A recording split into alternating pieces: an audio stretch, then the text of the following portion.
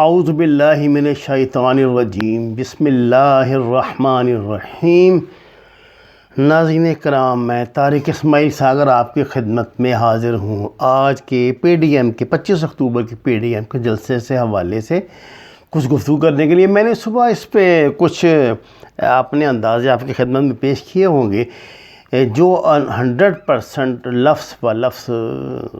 صحیح ثابت ہوئے، اور آپ نے دیکھا کہ یہ جلسہ دراصل پی ڈی ایم یعنی جو بھی کوئی اتحاد بنا ہوا ہے، اس کی طرف سے حکومت کے خلاف یعنی عمران خان کے خلاف تو پتہ نہیں کچھ ہے یا نہیں، لیکن فوج کے خلاف اعلان جنگ ہے، سیدھا اعلان جنگ۔ کوئی ایسا مقرر نہیں جس نے لاف گزاف بکنے میں کچھ بھی رعایت برتی ہو، جس نے لفظوں کے انتخاب میں کوئی رعایت برتی ہو۔ ایسا دکھائی دے رہا ہے کہ اس مرتبہ جو بھی ان کی انٹرنیشنل اسٹیبلشمنٹ کے حوالے سے، تو آپ جانتے ہیں ہمارے ہاں میدان گرم ہی رہتا ہے، اس مرتبہ جو ان کے والی وارث ہیں وہ بہت تگڑے ہیں، اور انہوں نے ان کو پہلے اس بات کا حلف لیا ہوا ہے کہ آپ ایک دوسرے کے خلاف ایک لفظ نہیں بولیں گے، بلکہ ایک دوسرے کی حمایت میں اور ایک دوسرے کو برداشت کر کے آپ نے ہمارا ایجنڈا پورا کرنا ہے، جس کے بعد ہی آپ کو حصے بکھرے جو بھی ہوں گے وہ ملیں گے۔ میں اس کا آغاز کرتا ہوں۔ آپ نے دیکھا اس جلسے میں میاں نواز شریف صاحب سے، میاں نواز شریف کی جو پوری تقریر تھی میں اس کو دہرانا نہیں چاہتا۔ اس میں دو بنیادی نقطے تھے۔ ایک تو وہ بلوچستان کے علیحدگی پسند دہشت گردوں کے وکیل بنے ہوئے تھے، دوسرا لاپتہ افراد کے حوالے سے انہوں نے بہت بڑا زبردست خطاب فرمایا۔ ان کو شرم آنی چاہیے کہ اپنے 5 سالہ دور حکومت میں انہوں نے ایک بھی فقرہ اس حوالے سے نہیں کہا جو آج ان کو یاد آ گیا ہے۔ انہوں نے فوج پر حملے کیے اور بڑھ چڑھ کے فوج میں ترغیب دی فوج کے جوانوں کو کہ وہ بغاوت کر دیں، یعنی اس طرح کی صورتحال پر سعودی عرب کو رونا انہوں نے پھر رویا۔ یہ بات اب یقین کے مرحلے میں داخل ہو چکی ہے کہ شاید انہیں سعودی عرب کی طرف سے کوئی بہت بڑا فنڈنگ ہوئی ہے۔ سعودی عرب کے ذریعے واقفہ نحال کہتے ہیں کہ سعودی عرب کے ذریعے انہوں نے رابطہ امریکہ سے کیا اور وہاں سے ضمانتیں لینے کے بعد اب آج آگے بڑھے ہیں۔ سعودی عرب کے حوالے سے میں اس لیے بھی اس پی ڈی ایم تحریک کو انٹرلنک کرتا ہوں کہ آپ کو پتہ ہے کہ سعودی عرب نے ابھی 20 ریال والے اپنا نوٹ جو شائع کیا ہے، کیونکہ اس کو G20 کا وہ بنایا گیا ہے، صدر بنایا گیا ہے، تو اس 20 ریال والے نوٹ میں دنیا کا نقشہ بھی ہے اور پاکستان کا بھی ہے، لیکن پاکستان کے نقشے میں سے انہوں نے گلگت سکردو اور کشمیر کو نکال دیا ہے۔ اور ابھی جب میں ناقابل برداشت الفاظ سن کر ٹی وی بند کر کے آپ کے پاس بیٹھا ہوں تو مولانا فضل الرحمان یہ فرما رہے تھے کہ جو کچھ آپ نے گلگت بلتستان کے ساتھ کیا، وہی مودی نے آپ کو دیکھ کر انڈیا میں کشمیر کے ساتھ کیا ہے، تو اس میں کیا بری بات ہے؟ آپ نے 3 حصے کرائے ہیں اس کے، وہ مودی نے نہیں کیے، انہوں نے اس کے خلاف ایک لفظ نہیں کہا، انہوں نے اس کا بھی ذمہ دار پاکستان کو قرار دیا ہے۔ یہ نفرت پر مبنی ظاہر تعصب پہ اور سب سے زیادہ اس بکھرے حصے پہ مبنی جو باتیں ہیں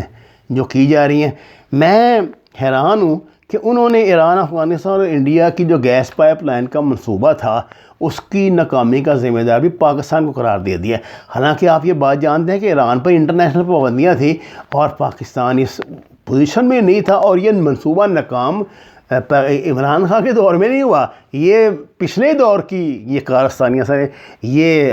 زرداری دور میں اور نواز شریف دور میں اس کا ذمہ دار بھی انہوں نے موجودہ حکومت کو قرار دے کے کہا ہے کہ ایران اور افغانستان جو ہیں وہ آپ کے دشمن بن چکے ہیں، اور چین جو ہے وہ آپ کے خلاف ہو چکا ہے، اور آپ کی جو یہ اور جو ہے یہ گلگت سکردو والا جو معاملہ ہے، آپ نے اس کو اپنے نقشے میں، یعنی ان کا کہنے کا مطلب یہ تھا جس طرح وہ بات کر رہے تھے کہ شامل کر کے آپ نے انڈیا کے اس کی تائید کر دی ہے، جس طرح انڈیا نے شامل کیا اس طرح آپ نے کر دیا۔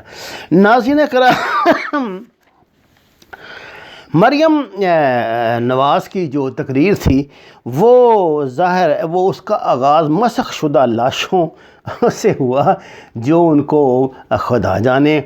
کہاں کس نے دکھائی ہیں۔ انہوں نے اسٹیج پہ ایک بچی کو، بلوچستان کی ہماری ایک بہن کو پیش کیا، جس کے متعلق بتایا کہ اس کے 3 بھائیوں کو اغوا کر لیا گیا۔ دیکھیے بات یہ ہے کہ 3 اس کے بھائی وہ مسنگ ہے۔ اب یہ مسنگ کی بھی آپ کو پتہ بڑی ایک مسٹری ہے۔ اکثر جو مسنگ پرسنز ہوتے ہیں وہ بعد میں مقابلوں میں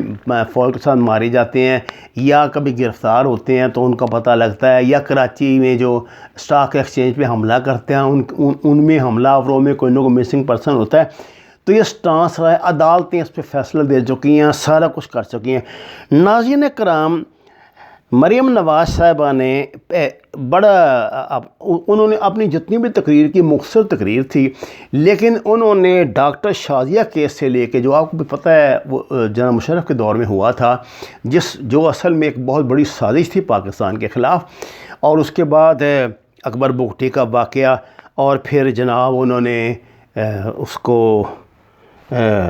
یہ جو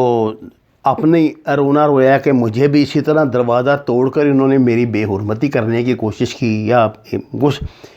جو اصل بات انہوں نے کی نا، جو اداروں کو لڑانے والی جو ان کی پالیسی، جو سب سپیکرز نے جس کو انہوں نے قاضی فائز عیسیٰ کو جو ایک سرونگ جج ہیں۔ دیکھیے اصولی طور پہ تو یہ ہے، جتنے بڑے وہ آدمی ہیں، جتنے بڑے باپ کے بیٹے انہیں کلیم کیا جاتا ہے، جس طرح آج پی ڈی ایم نے ان کو اپنا لیڈر بنا کے وہاں پہ پیش کیا ہے، ان کو چاہیے فوری طور پہ استعفیٰ دیں اور پی ڈی ایم میں شامل ہو جائیں۔ اب مجھے نہیں پتہ یہ میری جو بات ہے یہ خدا نخواستہ عدالت توہین عدالت کے زمرے میں آتی ہے یا نہیں، لیکن میں یہ کہنا چاہتا ہوں کہ غیر جانبداری ہی سب سے بڑا جو اعزاز ہوتا ہے۔ قاضی فائز عیسیٰ کے فیصلے غلط ہیں یا صحیح، یہ میرا موضوع نہیں ہے، یہ تو ظاہر ماہرین جو قانون ہے وہی بتا سکتے ہیں، لیکن جس طرح ان کو باقاعدہ ایک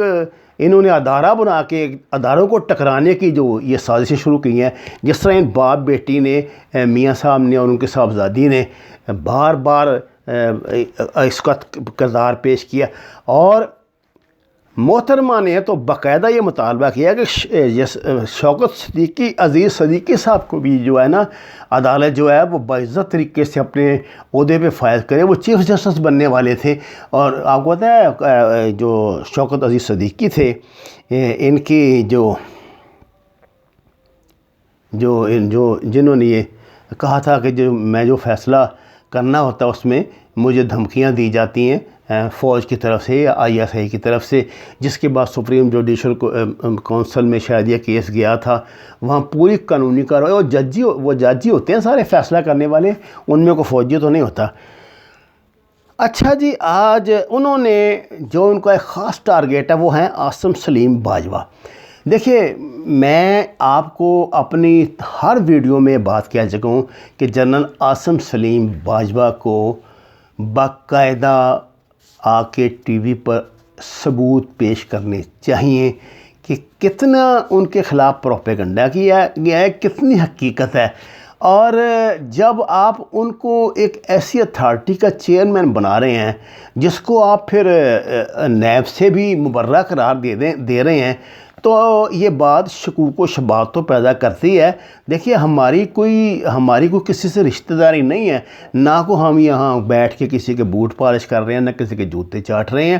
ہم تو کریں گے حق سچ کی بات۔ حق سچ کی بات یہ ہے کہ عاصم سلیم باجوہ صاحب کے مسئلے میں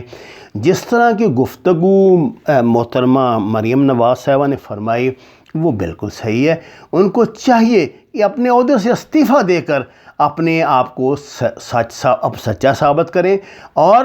ان کا کیس بھی باقاعدہ نیب کے اس میں آئے، دسترس میں آئے اور اس پہ کارروائی کی جائے۔ انہوں نے بنیادی طور پہ فوج کے خلاف ایک مکمل چارج شیٹ پیش کی ہے اور چیلنج کیا انہوں نے اکبر بگٹی وغیرہ کا حوالہ دے کے کہ آپ کی 2 سال کی نہیں، یہ جو عمران خان کو بنانے میں انہوں نے کہا کہ 72 سال کی محنت ضائع ہو گئی، کیونکہ اب عوام کو اس بات کا پتہ لگ گیا ہے کہ آپ جو ہیں انہوں نے بطور ان کو اپنی اس کو فوج کو بطور ایک سیاسی جماعت پیش کی ہے۔ ناظرین کرام، اس جلسے کا سب سے بڑا تربیہ آپ سمجھ لیں، عربیہ سمجھ لیں یا مذاق سمجھ لیں، وہی ہے آپ نے بہت بڑے اور بڑے معزز اہل سنت والجماعت بریلوی مکتبہ فکر کے لیڈر تھے مولانا شاہ احمد نورانی، ان کا اسم گرامی سنا ہوگا۔ آپ اپنے زمانے کے بڑے مطلب ان میں اس میں بریلوی مکتبہ فکر میں بڑے پرومیننٹ اور بہت شدت پسند سمجھے جاتے تھے لیڈر۔ آپ کو سنا ہے کہ آپ کا داخلہ بھی وہاں بند تھا سعودی عرب میں، اور یہ بھی سنا ہے کہ آپ سنا کا دیکھا ہے میں نے، مجھے تو پتہ ہے سارا، میں تو نوائبہ کے اپنے درجنوں فورم میں نے ان کی وہ جو رائے رکھتے تھے یہ دیوبندیوں سے متعلق یا خاص طور سے دیوبندیوں کے متعلق، خدا کی پناہ میں تو آپ کو سنا نہیں سکتا، انہوں نے پوری زندگی کسی دیوبندی کے پیچھے نماز نہیں پڑھی، ان کے پیچھے دیوبندیوں نے اور اہل حدیث نے پڑھی ہے۔ اگر میری بات کا یقین نہ ہو تو آپ پیر اعجاز ہاشمی سے، قاری زوار بہادر سے، جو 2 ان کی نشانیاں لاہور میں موجود ہے، یہ بات پوچھ سکتے ہیں۔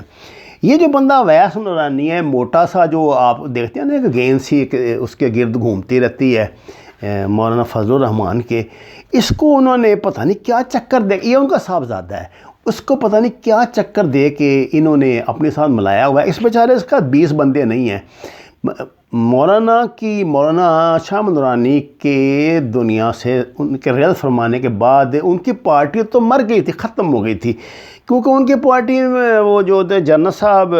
وہ فوت ہو گئے، پھر اس کے بعد پیر اعجاز ہاشمی جو یہ میرا خیال صدر بنے ہوئے ہیں اس کے، اور قاری زوار بہادر، یہ 2 بندے ہیں جو ان کی پارٹی کے ہیں۔ مجھے تو تیسرا نام آتا نہیں ہے، کسی کو پتہ ہو تو مجھے بتا دے پلیز۔ اور انہوں نے اس موٹو کو بیوقوف بنا کے، جس طرح ہوتے ہیں نا یہ جو ہوتے ہیں نا یہ جو گنڈے بدماش بڑے ہوتے ہیں، وہ اپنا کو بچہ آگے بھیجتے ہیں تنگ کرنے کے لیے کسی کو کہ تھوڑی سی یہ کوئی دوسرے کو اشتعال لڑائی کرے اور معاملہ آگے بگاڑنا شروع کریں۔ اس بیوقوف نے وہاں تقریر کرتے ہوئے کہا ہے کہ جی بلوچستان کو ایک آزاد ریاست جو ہے وہ ہونا چاہیے۔ یہ کس کا ایجنڈا ہے؟ یہ آپ جانتے ہیں انڈیا کا ایجنڈا ہے۔ انڈیا چاہتا ہے کہ بلوچستان جو آزاد ہو، اور اس کی تائید پھر میاں نواز شریف نے اپنی تقریر میں کی ہے۔ انہوں نے یہ لفظ تو نہیں کہا جو کھلا کے اویس نورانی سے کہلوایا گیا، اس کو بیوقوف گدھا بنا کے کہ ہم تمہیں MP کی کسی سیٹ پہ جتوا دیں گے اگلی اسمبلی میں اور تمہیں بنا دیں گے تاکہ تمہاری کوئی سیاسی حیثیت بن جائے، کیونکہ سنا ہے یہ وہاں کو ویسٹ میں فروٹ کر کے بھاگا ہوا ہے، پاکستان آیا ہوا ہے، جلدی پکڑا بھی جائے گا ادھر سے۔ یہ میں نے مختصر سا آپ کو بتایا کہ کیا انہوں نے وہاں باتیں کی ہیں۔ یہ پورا جلسہ فوج کے خلاف ایک چارج شیٹ تھی، فوج کے خلاف ایک چیلنج تھا، اور فوج میں کو اور اداروں کو آپس میں لڑانے کی کوشش کی گئی تھی، عدلیہ اور فوج کو بطور خاص متصادم کرنے کی کوشش کی گئی تھی، اور یہ واردات مکمل سب نے ڈالی۔ جو لوگ کہہ رہے تھے نا کہ یہ نہیں ہوگا جی وہاں پہ بلاول کی تقریر نہیں ہوگی اور یہ نہیں، آپ دیکھیں بلاول میں تقریر کی، لیکن وہ ظاہر ہے ایک چلاک باپ کا بیٹا ہے، اس نے پہلے تو اس نے ٹھیک ٹھاک میرا خیال کو آدھا پونا گھنٹہ قریباً اس نے تقریر اپنی کی ہے، اور ان کو جس کا شکوہ پھر انہوں نے کیا مولانا فضل الرحمان نے کہ جی آپ تو سارا ٹائم کھا گئے اور مغرب کے بعد جب اندھیرا ہو گیا اور یہاں تو سردی بہت زیادہ ہے تو مجھے یہاں آپ نے کھڑا کر دیا جبکہ وہاں خطرات بھی بہت زیادہ ہیں۔ انہوں نے اپنی پوری تقریر میں بلاول زرداری نے اپنے والد گرامی کے کارنامے گنوائے ہیں، اس کے علاوہ انہوں نے کوئی بات نہیں کی۔ وہ بڑا چلاک آدمی ہے نا، وہ ظاہر بات اس ایک مرتبہ phone chief of army staff کا اس کو آ چکا ہے، اب وہ تو اپنا مول پڑوائے گا۔ تو اس لیے وہ بڑی ہوشیاری سے وہ اپنے پتے کھیل رہا ہے، جس طرح اس کا والد اسے گائیڈ کرتا ہے۔ وہ بڑا سمجھدار آدمی ہے۔ ناظرین کرام، میری ایک بات آپ یاد رکھیں، اگر اس طرح کا ایک اور جلسہ لاہور میں ہو گیا تو مجھے اور تو کچھ نہیں پتہ، لیکن فوج میں بہت اشتعال پیدا ہوگا۔ عین ممکن ہے کہ یہ اشتعال کا نتیجہ کوئی غلط نہ نکلے، جس طرح ان کی لازوال قربانیوں کو اور ان کی محنتیں ہیں ان کو ذلیل و رسوا کیا جا رہا ہے، اور جیسی لفاظی ان کے خلاف کی جا رہی ہے، اور خصوصاً نواز شریف ان کی صاحبزادی جو زبان بول رہے ہیں میں ان کی تو بات نہیں کرتا نا، یا چکزئی قسم کی۔ مجھے 4-5 روز پہلے ایک یوٹیوبر ہمارے بھائی ہیں، ان کا ایک انٹرویو یاد ہے جو انہوں نے ان سے کیا تھا، چودھری نثار سے۔ چودھری نثار سابق جو ہمارے وزیر داخلہ تھے، انہوں نے مسلم لیگ سے نکلنے یا نہ نکلنے کے سوال پہ ایک بات کی تھی۔ انہوں نے کہا تھا کہ میں نون اور شین کا تو مجھے نہیں پتہ، لیکن میں مسلم لیگ ایم اے میں نہیں جاؤں گا۔ تو وہ سوال کرنے والا پوچھتا ہے جی ایم اے سے آپ کی کیا مراد ہے؟ انہوں نے کہا جی محمود اچکزئی۔ وہ یہ کہتے ہیں کہ جو بیانیہ محمود اچکزئی کا ہے وہی بیانیہ اس وقت میاں نواز شریف کا ہے، اور وہ یہ جو مسلم لیگ ہے اس کو اچکزئی کو اغوا نہیں کرنے دیں گے۔ یہی ان کی لڑائی ہے، یہی انہوں نے میاں نواز شریف سے کہا تھا، جس کے بعد ان کے اختلافات پیدا ہوئے۔ ناظرین کرام، ویڈیو لمبی ہو رہی ہے، باتیں تو بہت زیادہ ہیں، انشاءاللہ کسی اگلی نشست میں کریں گے، لیکن میں نے اپنی دانش میں آپ کو اس کا لب لباب پیش کر دیا ہے کہ یہ جلسہ پی ڈی ایم کا ہے، جو ہے وہ اصل میں فوج کے خلاف اعلان جنگ ہے، اداروں کو آپس میں لڑانے کی کوشش ہے، انتشار ڈالنے کی کوشش ہے، فوجیوں کو، چھوٹے افسروں کو بڑے افسروں کے خلاف ورگلانے کا بھیانک منصوبہ ہے۔ اور اس موٹو، اس اویس ناری سے انہوں نے جلسے کے آغاز میں ہی جب یہ بات کروا دی تھی آزاد بلوچستان کی، تو اس سے آگے کچھ کہنے کی گنجائش رہی نہیں۔ وما علینا الا البلاغ المبین۔ ناظرین کرام، قرآن اور نماز کو ترجمے کے ساتھ جانیے، گھر میں جتنے جگہ میسر وہاں سبزیاں کاشت کریں، ہمارے چینل کو سبسکرائب کریں، لائکس دیں، سچ کے سفر میں ہمارا ساتھ دیں۔ آپ کا بہت شکریہ۔